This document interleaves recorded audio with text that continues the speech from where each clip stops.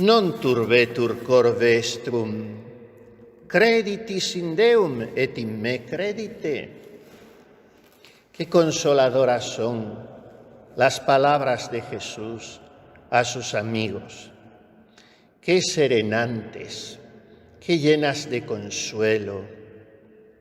Cómo traen la paz y dan la seguridad al corazón.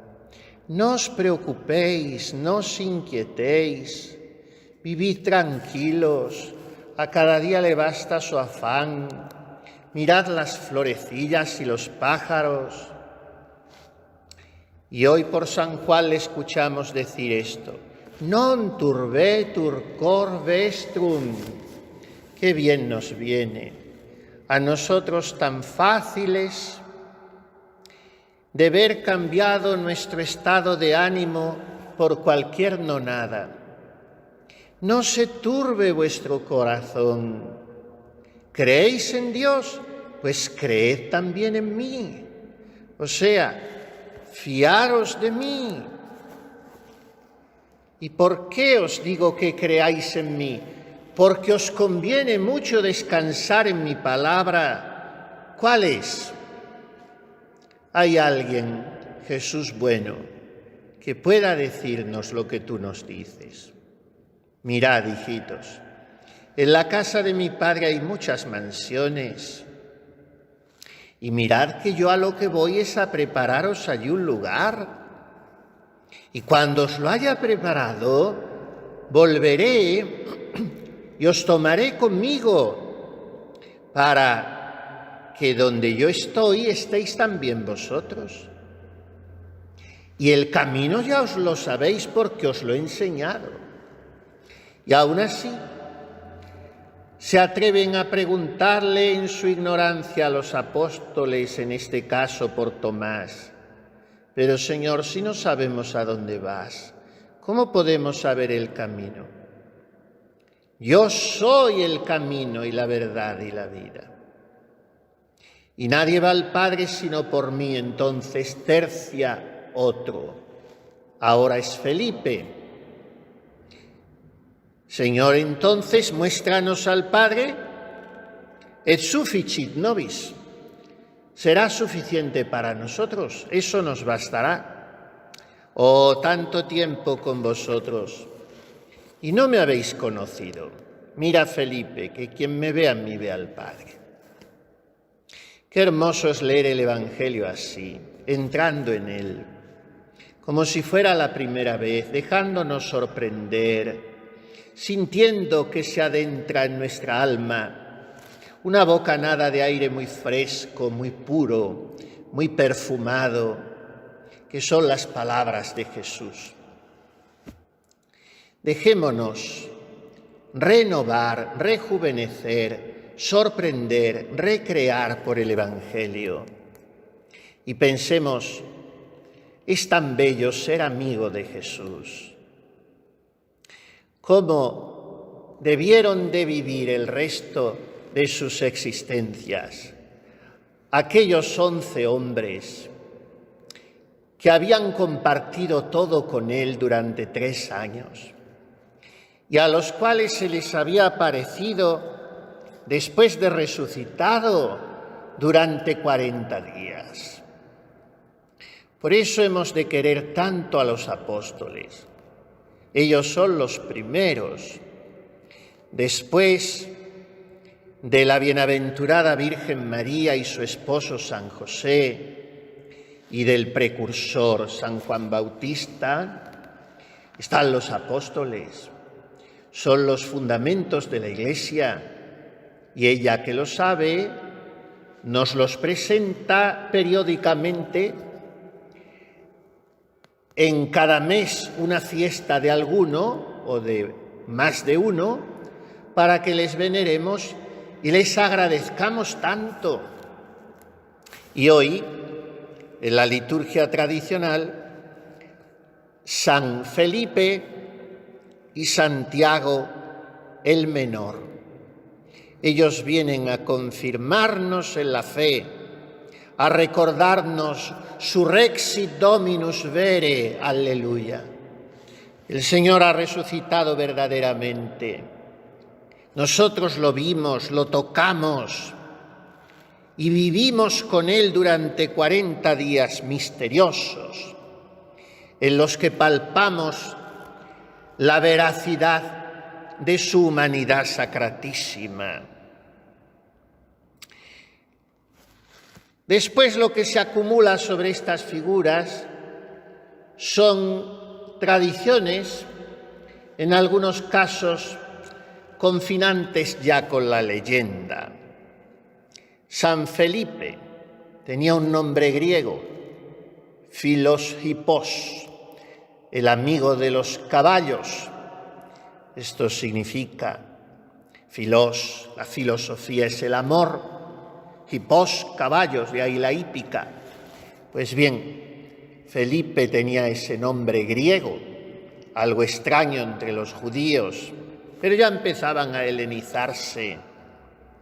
Y se quiere que después predicase a los escitas y que muriese en Hierápolis de Frigia y que fuese martirizado en tiempos de Domiciano o de Trajano.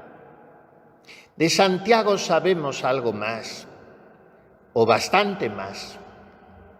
Era llamado el hermano del Señor, porque su madre era pariente de la Santísima Virgen.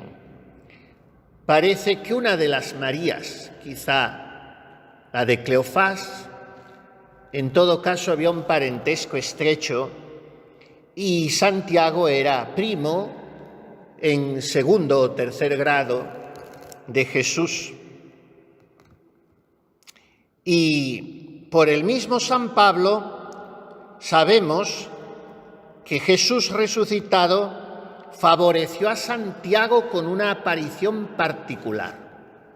Lo mismo que sabemos que se apareció personalmente a Pedro, también lo dice Pablo de Santiago. Fue muy importante su figura en la Iglesia, porque fue el primer obispo de Jerusalén.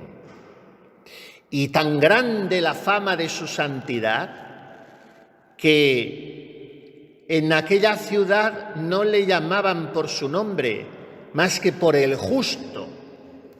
Y justo entre los judíos significa santo.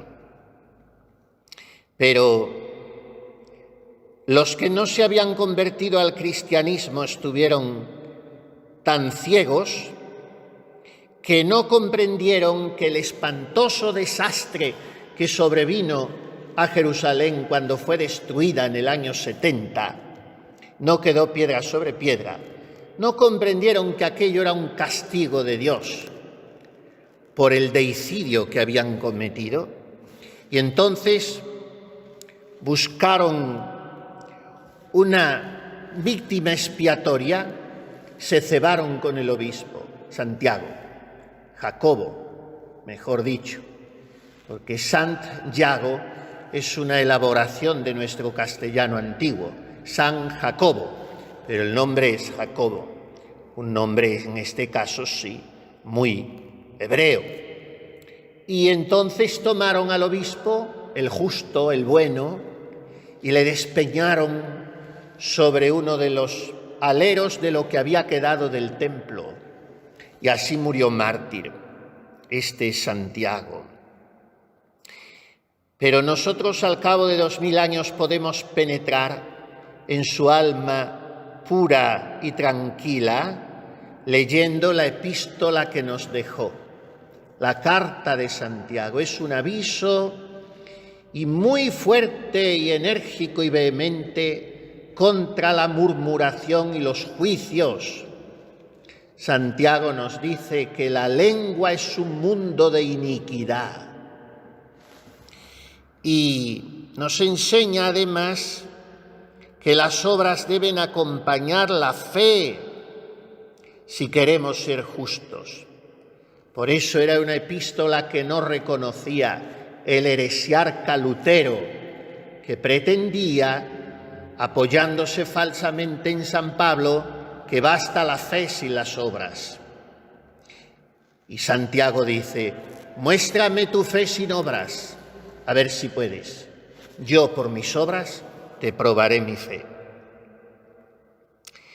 Sus reliquias, por eso la fiesta es de los dos, porque sus reliquias se veneran juntas en Roma, en la Basílica de los 12 Apóstoles, allí muy cerca de la Universidad del Angelicum de los Dominicos, donde estudió Juan Pablo II y tantos. Allí está la Basílica de los 12 Apóstoles y en ella las reliquias de San Felipe y Santiago. Vamos a encomendarnos a ellos. Vieron a Jesús, comieron con Él, le escucharon tantas veces, de Él lo aprendieron todo. El fuego del amor de Cristo había prendido en sus corazones. Fueron como todos los demás, cobardes en la pasión, sí. Pero después, la presencia de Jesús resucitado y sobre todo la venida del Espíritu Santo en Pentecostés, para la que nos estamos preparando nosotros, les infundió nuevo vigor y una valentía tal que les lanzó por todo el mundo conocido a propagar el Evangelio. Jesús les había escogido por sus confidentes íntimos y todo aquello revivió en sus corazones, rejuveneciéndoles y dándoles intrepidez para que todos los caminos del orbe y todos los mares y las islas remotas se les quedasen pequeños para todo su ardor apostólico. Qué hermosa la adhesión de los apóstoles a Jesús. Recordemos, por ejemplo, a Felipe. En cuanto le conoció, fue a anunciárselo a un amigo suyo que se llamaba Natanael. Después sería otro apóstol, San Bartolomé. Y es que Felipe era muy espontáneo, se ha visto en el Evangelio. Pero bueno, Señor, déjate de decir estas cosas y aquellas, muéstranos al Padre y nos basta. Un poco primario, de estos que interrumpen el discurso, pero todo se les perdona, porque lo hacen con un corazón sencillo. Y entonces Jesús le dejaba acercarse a su persona con una familiaridad muy amable. Y como conocía la sencillez casi infantil, sin recovecos ninguno de Felipe, jugaba un poco con él, dialécticamente hablando. Recordemos, por ejemplo, el episodio de la multiplicación de los panes y los peces. Una multitud a la que había que dar de comer y Jesús, me lo figuro con una sonrisa y un guiño, se dirigió a Felipe como si le nombrase de repente secretario de Intendencia y le preguntó: pero bueno, ¿dónde encontraremos pan para alimentar tanta gente? Y entonces Felipe, con su sencillez, dijo lo que sabía. Aquí hay un chiquillo que tiene unos pocos panes y peces, pero ¿qué hacemos? No hay suficiente. Bastó aquella sencillez de Felipe para el milagro. Y pocos días antes de la pasión del Maestro, deseando ver a aquel gran profeta del que tantas maravillas se narraban, un grupo de griegos acudió a Felipe para que les condujera al Mesías. ¿Es que Felipe tenía algo de ascendencia griega, como nos dice su nombre? ¿O es que precisamente por llamarse Felipe, Filipos, los griegos le reconocieron como alguien cercano a ellos? Sea de ello lo que fuere, el caso es que los gentiles fueron a Felipe para que Felipe les llevara a Jesús. Y por eso nosotros tenemos un buen intercesor en Felipe. Queremos ver a Jesús. Podemos decirle a él como le dijeron aquellos griegos. y por fin su espontaneidad del Evangelio, que pertenece a la escena del cenáculo, el capítulo 14 de Juan, desde el 13 hasta el 17, es todo el discurso sacerdotal de Jesús, y allí, en el ambiente tenso, sagrado, dramático y entrañable a la vez de la última cena, pregunta a Felipe aquello: muéstranos al Padre y nos basta. Y es que el alma tan limpia de aquel hombre anhelaba la luz divina. Por eso, cuando la inflamó el Espíritu Santo en Pentecostés, nada pudo detenerle. Y se lanzó a evangelizar, como se lanzó el otro al que celebramos con él, Jacobo, Santiago. Dicen que por ser pariente de Jesús se le parecía mucho, físicamente, incluso en la nobleza de su carácter. Cuánto le querría, por ser su primo, segundo, tercero, sobre todo por ser el amor de su corazón, Jesús. Y él se lo pagó, porque flaqueó Santiago como los demás en la pasión, pero el arrepentimiento que le hizo llorar aquella cobardía atrajo de Jesús el deseo de aparecérsele a él, a Santiago, y él saboreó lo bondadoso que era Jesús resucitado, de manera que ya no deseó más que hablar de él, extender su nombre. Qué estimulantes son las fiestas de los apóstoles y qué buenos amigos son para nosotros los amigos de Jesús, porque nos enseñan a quererle más, a tratar con él con confianza, con desenfado familiar, con cariño entrañable, con ternura delicada, con ilimitada confianza. Así le trataron los apóstoles.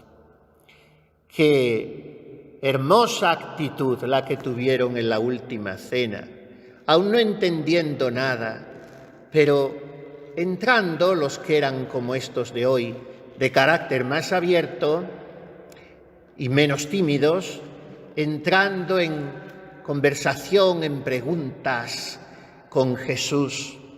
Pues bien, nosotros estamos en la última cena, estamos en el altar, estamos escuchando los latidos del corazón eucarístico de Jesús. Aprendamos de los apóstoles a tratarle así, con esta confianza, y pidamos a María Santísima, Regina Apostolorum, que suscite en la Iglesia sucesores de los apóstoles, o sea, obispos, que amen mucho a Jesús, que evangelicen sin miedo, que griten la verdad, que no sean perros mudos, ni corazones fríos, ni funcionarios aburridos, que se parezcan a los apóstoles. Pidamos esta gracia en la misa de hoy y pidamos para cada uno de nosotros un poco de la ternura, de la familiaridad, de la intimidad que los apóstoles, Felipe y Santiago y todos los demás, tuvieron con el corazón de Jesús. Así sea.